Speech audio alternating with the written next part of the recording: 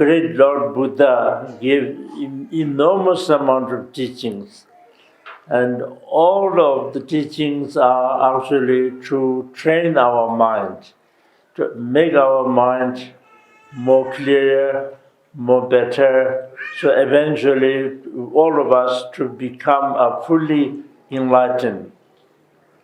So that is the main purpose. So the mind train, there are many, many different kinds of teachings, the sutras, commentaries, and all kinds of teachings, but the mind training teachings are the most effective or the most relevant during this very critical time. So I would like to say just few words about the mind training teaching known as parting from the four attachments. This teaching is given directly by the Manjushri when the great Lama Sakya Bakunga Ningbo, when he was young, his masters told him to study, and in order to study, you need wisdom. So to acquire wisdom, you need to propitiate the Manjushri, who is the manifestation of all the Buddha's wisdom. Actually, Lama Sakya himself a Manjushri emanation, but since he was born as a human form, he is taking the human form, so that he have to go through the human way of life. So therefore, that he need to acquire wisdoms, and so he entered the Manjushri retreat. And after completing the 6 months, one day with lots of light, and the Manjushri with the two other bodhisattvas appeared in person. And the main Manjushri said these 4 lines, said Dila Shana Shubanin, Korala Shana Ngenjung Min, Tadona Shana Chansam Min, Zimba Chuna Tawa Min, which means if you have attachment to this life, one is not a religious person or dharmic person. If you have attachment to the realm of existence, you do not have the proper renunciation.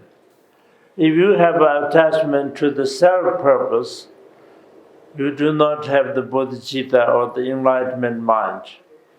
If grasping arises, you do not have the view. This is a very short, just only 4 lines, but it contains the entire path of the Mahayana.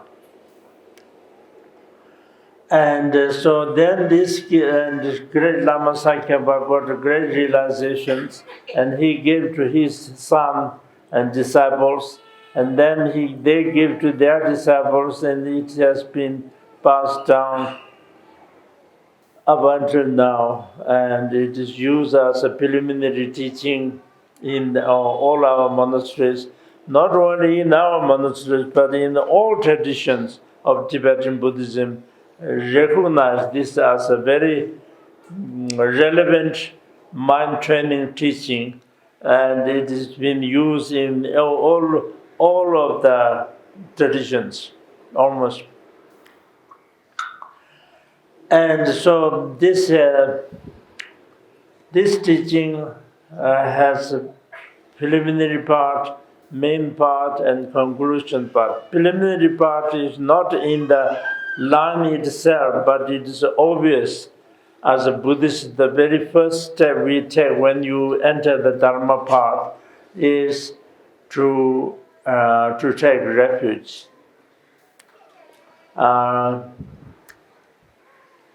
Refuge has many different levels: the Hinayana refuge, Mahayana refuge, Vajrayana refuge, etc. But according to the Mahayana refuge, it is with the 4 specialties. The first specialty is the specialty of the cause. Generally, the cause of taking refuge is fear, faith, and compassion. fear for the suffering of samsara, faith in the Triple Gem, and compassion to the sentient beings. But in Mahayana teaching, all three causes are important, but most important one is the compassion. Compassion plays as a main role. That makes the Mahayana teaching, Mahayana refuge, a special cause. Because in Mahayana means whatever practice you do is not for the sake of yourself, but for the sake of all other sentient beings. And to do that, you need the compassion. If you don't have the compassion, you cannot do that. So the compassion as a main role is the specialty. Then the second specialty is the object of refuge. Object of refuge is same in all the Buddhist traditions, Buddha, Dharma, Sangha, but in explanation it is different. According to the Mahayana, Buddha means with the three kayas, Dharma kaya, Sambhoga kaya, and Nirmana kaya. Dharma kaya means the body of reality. And that means the double purity, the natural purity we all have. The nature of our mind is pure. But we are lacking the second purity. Although every sentient being has the Buddha nature, every sentient being's nature of the mind is pure and it's never been stained with the obscurations. But at the moment we do not see that. It's completely covered with the obscurations, with the obscuration of the defilement and the obscuration of the knowledge. And so we are lacking that. So through the accumulation of great merit and wisdoms that eliminate all forms of obscuration, and the second purity. So the Dharmakaya is not something that you gain from outside, but it is something that which we already have, but revealed or manifested again. So that is the Dharmakaya. And then Sambhogakaya means the body of enjoyment. And through the accumulation of the merits, that is something you gain newly, is that our ordinary physical body transforms into the Buddha's body with the 32 signs and 80 qualities. And our ordinary voice transforms into the Buddha's voice with the 60 branch of the melody of Brahma, and our ordinary mind is transformed into the omniscient wisdom, that wisdom that realizes the true, ultimate truth as well as the relative truth. And so this is the Sambhogakaya with the five certainties. The certainty of the place that it is in the highest Aganishta, and certainty of the body with the 32 signs and 80 qualities, the certainty of the teaching, the Mahayana teachings, the certainty of the time. There's Dharma. Sambhogakaya has no passing or birth or death, and it's all beyond that. So, and certainty of the disciples, which is only the highly realized bodhisattvas. And then Nirmanakaya means the body of emanation. And that means different from Sambhogakaya. Whoever, whenever, whatever form requires will appear. Our historical Shakyamuni Buddha is also actually a Nirmanakaya, but he's, even for ordinary people, see him as a Buddha. So So he is known as excellent Nimanakaya. So Buddha with the three kayas is the specialty. And then Dharma has two paths, the realizations and the teachings. The teachings, the Mahayana teachings, and the Tripitaka, the Vinaya, Abhidharma, and Sutras. And then the realization that the great Buddhas and Bodhisattvas, what they have gained, what they have realized, that is the realizations, the true Dharma, the Mahayana Dharma. And the Sangha is the Bodhisattvas. Bodhisattvas who already entered the Buddha's line is called the Bodhisattvas. They are the Sanghas. So that is the specialty, object of specialty. And then third is the specialty of duration of the time. When we take refuge, we take, according to the Mahayana, we take refuge from this moment until enlightenment is reached. Because our ultimate goal is to attain the full enlightenment for the benefit of all sentient beings. And so that is a specialty, third specialty. And fourth specialty is the purpose of taking refuge is not for the sake of yourself, but for the sake of all sentient beings. And so that makes the four specialties with the Mahayana refuge. So with that, we take refuge in the Buddha Dharma Sangha. And then the second preliminary practice is creating the enlightenment mind. Creating the enlightenment mind is to the space has no limit. So as the sentient beings has no limits. The limitless sentient beings, because we believe in rebirth, we are not only this life, but we had from the beginningless time until now, we had enormous, countless lives.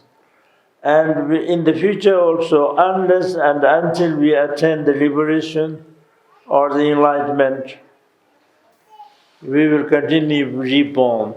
So that every time we born, we are in a different place, different parents, different family, and so it's kind of rotating. So every sentient being is actually our very dear father and mother and relatives and so on. But due to the change of life, we do not recognize each other. And we see some as our friends, some as our enemies, some as our indifferent. But in reality, every sentient being, including our enemies, are also our mothers, our fathers. So we should, it is our duty to help all sentient beings. So in order to save all sentient beings from the suffering of samsara and lead them to the path of enlightenment. And so in order to do that, we as an ordinary person, we cannot do that. We don't have the ability. We don't have the inner wisdom. We don't have the compassion. We don't have the power. So to do that, you need to attain enlightenment. Because when you attain enlightenment, then even in a single moment, you can save countless sentient beings through seeing, through touching, through hearing, through remembrance, can benefit enormous amount of sentient beings. So So therefore, our aim is to attain the full enlightenment. And so to creating the enlightenment mind means to wish to attain the enlightenment for the benefit of all sentient beings. And in order to do that, you enter the Bodhisattva's path. So that is the creating the enlightenment mind. So these two are the preliminary part. Then the main part, which the first line says, if you have attachment to this life, one is not a dharmic person. This shows directly what is the right way to practice Dharma and what is the wrong way to practice Dharma. A wrong way to practice Dharma is if you have attachment. For the sake of this life, if you study. For the sake of this life, if you contemplate. If for the sake of this life, if you meditate. Then it's not a religion. It appears like a Dharma, but it's not the real Dharma. Real Dharma is at least what we practice is for the sake of next life, not for this life. Because this life is not it's a very short, very rarely people live up to 100 years. So it's a time period of during 100 years. So it's a very short time and it's a very fragile. It is just like a water's bubbles. The water bubble appears and it bursts at any moment. Similarly, this life can burst at any moment. So it's not worthy of having attachment. And so the right way to practice Dharma is at least realize that this life is not worthy of attachment. And whatever practice you do is not for the sake of this life, at least is for the sake of next life. So this shows what is the right way to practice Dharma and what is the wrong way to practice Dharma. So the first thing you give up is you have to give up attachment to this life, because this life is very fragile and it's very short and essenceless and purposeless, and not worthy of any attachment. And indirectly it shows need to practice Dharma. Need to practice Dharma, to need to practice Dharma, you need to contemplate on the difficulties of obtaining the precious human life. Although every sentient being possesses the Buddha nature, so that every sentient being has the possibility to become a Buddha if you met with the right methods. But the human life, human beings have the best chance, especially the human life which is endowed with all the 18 prerequisites, free from the unfavorable places and the favorable conditions, the conditions you need to gain from your own side and conditions you need to gain from the others. So this 18 prerequisite is very difficult to obtain from many point of view, from the cost point of view, from the number point of view, from the example point of view, from its nature point of view. So there's something that which we, through our prayers, through our merits, that we gain this time, not only human life, but all the 18 prerequisites, which is such a difficult to obtain. And so this time when we have such great opportunity, if we lose this, there's no greater loss than losing this opportunity. So therefore, by contemplating to this, that need to practice Dharma very urgently. And secondly, need to practice Dharma, not only important, but to do it very quickly, without any delay, because everything is impermanent, as we see very clearly. outside world is changing, our own body is changing, our mind is changing. So everything is impermanent. And anyone who is born in this world has to die. So when we will die, nobody can determine. Nobody can say that you will live. It's difficult to, of course, there are certain masters who have a clairvoyance can predict, but this is rare. And even you have a certain period of time to live in, but certain obstacles, such as like the accident, can happen at any time, and you can lose this human life at any moment. And so therefore not only need to practice Dharma, but also need to practice very quickly without any delay. And then second line which says that if you have attachment to the realm of existence, you do not have the proper renunciation thoughts. The realm of existence, the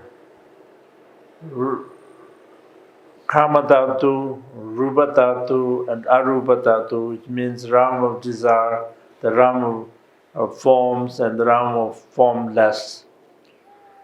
So the universe is divided into 6 realms, 3 lower realms and 3 higher realms. And the 3 lower realms, if you are born in 3 lower realms, there's an unimaginable amount of sufferings. And even in the higher realms also, although when we don't examine, we see some mixture of pleasure and pains. But in reality, there's no real pleasure. Even the pleasures that which we have are also another form of suffering. And so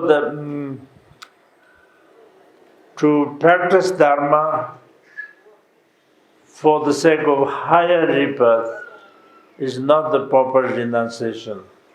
Proper renunciation is to realize the entire life, entire universe, not only in the lower realms, but even in the higher realms also are nature of suffering. So that to renounce the entire world, and to seek liberation is the proper renunciation. So to have attachment to the realm of existence is not right. It is just like eating a poison. Some poisons, when you eat, it tastes sweet. Some poisons are sweet. But after eating it, it can cause tremendous pains and harms. Similarly, to have attachment to higher realms, it looks nice. It looks the realm, the higher world looks nice and looks pleasure. But in to have attachment to this can cause tremendous harms in the future. So it directly shows the suffering of samsara, and indirectly shows the cause and effect, why we are born here, why we're experiencing all kinds of experiences that we have now.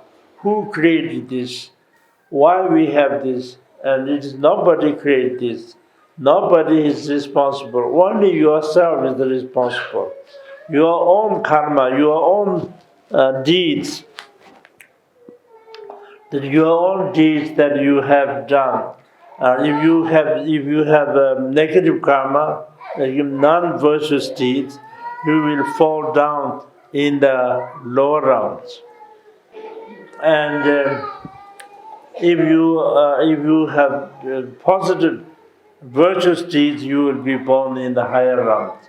So there's the non-virtuous deeds and virtuous deeds, and indifferent deeds, which are not virtuous, no non-virtuous. So we must abstain from the negative deeds, and we must practice virtuous deeds and transform the indifferent deeds into the virtuous deeds. And then the third line, which says, if you have an attachment to the self-purpose, you do not have the bodhicitta or the enlightenment mind. This shows directly the bodhicitta, the main bodhisattva's practice. The main bodhisattva's practice is to give up, because up until now, from the beginningless time until now, we only care about ourselves. We always think about ourselves. We only care about ourselves. We only thought about the well-being of ourselves. But all we have accomplished is sufferings, more and more sufferings.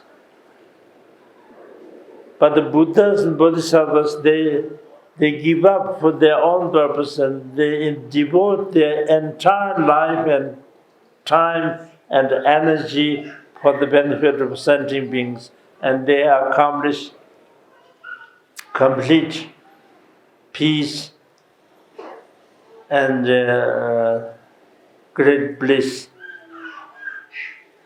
So this time, the Bodhisattva's work is to give up our attachment to self-purpose and devote and to change. Main practice actually, Bodhisattva means to exchange meditations, to give all one's own pleasure, one's own virtues, one's own good things, everything to the mother sentient beings, and to take all the mother sentient beings' sufferings, misfortunes, everything, the entire bad things to yourself. And by doing this way, then you destroy the self-cherishing thoughts.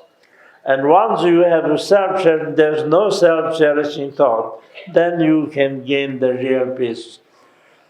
And so if you had to seek liberation for yourself, and ignoring the mother sentient beings is not right, because attaining the liberation for yourself, you do not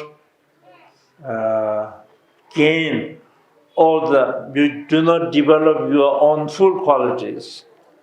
And it is the biggest obstacle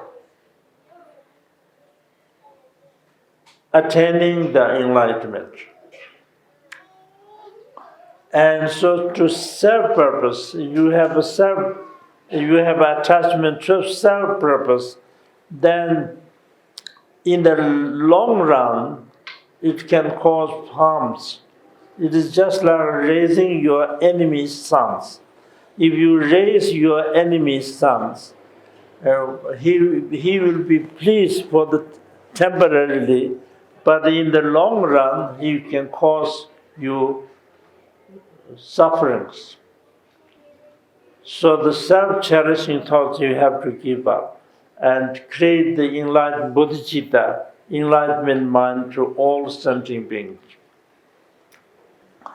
And then the last line, which says that if grasping arises, you do not have the view. This is very short words, but it contains a very elaborate explanation. Because to the birds to fly in the sky, you need the two wings. With the one wing, you can't fly. So similarly, to attain enlightenment, you need both method and wisdoms. So the method is this bodhicitta. And wisdom, you need the wisdom. wisdom is ultimate truth of all phenomena. And this, to describe that, there are many different views, many different level of schools try to explain what is the ultimate truth. But according to the highest, the Madhyamika or the middle way school's view is that ultimate truth is beyond perception, beyond explanation, beyond words. So if you grasp anything, if you grasp such as like existing or non-existing, both or neither, because ultimate reality is beyond perception, beyond grasping, beyond explanation. So if you grasp anything, then it is not the view. So the ultimate truth is beyond everything. And this to accomplish, so it directly shows the insight wisdom. But indirectly, the base to practice this is the concentrations.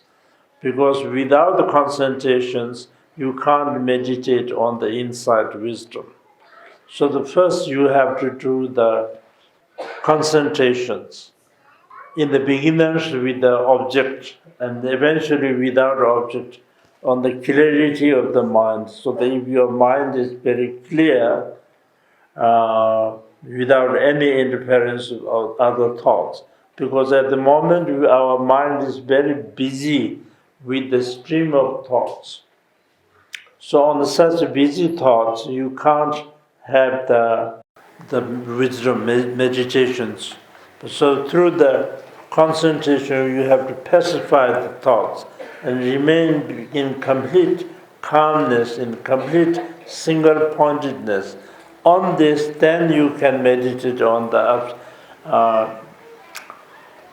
absolute truth or the inside wisdom. And so through the method practices and through the wisdom practices with the two together, then eventually you can accomplish the enlightenment. So the result is that eventually then through these practices, by giving up the attachment to this life, to the realm of existence, to the realm of to the self-purpose, and through the proper wisdom, then you can accomplish Buddhahood, which has the three kayas, which, as I have explained you during the refuge time, the Dharmakaya, Sambhogakaya, and Nirmanakaya. And you can have the unceasing activities, the wheel of activities that will be benefiting to all sentient beings. So the main message is that it is very important to practice, to study Dharma thoroughly. Then after studying, you have to practice it. Otherwise, even you can make a very good dishes, but if you, after making the dishes, if you don't eat it, then it has no purpose. So similarly, you make a very delicious dishes, then you have to eat it. So similarly, after studying that, whatever knowledge that you gain, you have to practice in your own 24 hours life, 24 hours time life, that you're physically, verbally, and mentally, you have to practice Dharma, whatever way, and then it becomes the purposeful. And our life, the human life, which is very difficult to obtain, is being fulfilled. So with that, I conclude my brief talk, and I hope, and I will pray that Rinpoche will live long, very long, and turn your wheel of activities as you already do throughout the world, and that all the disciples also will have a good health, long life, and to fulfill all your wishes. May the blessings of the Buddha, Dharma, and Sangha be with you now and always. Thank you.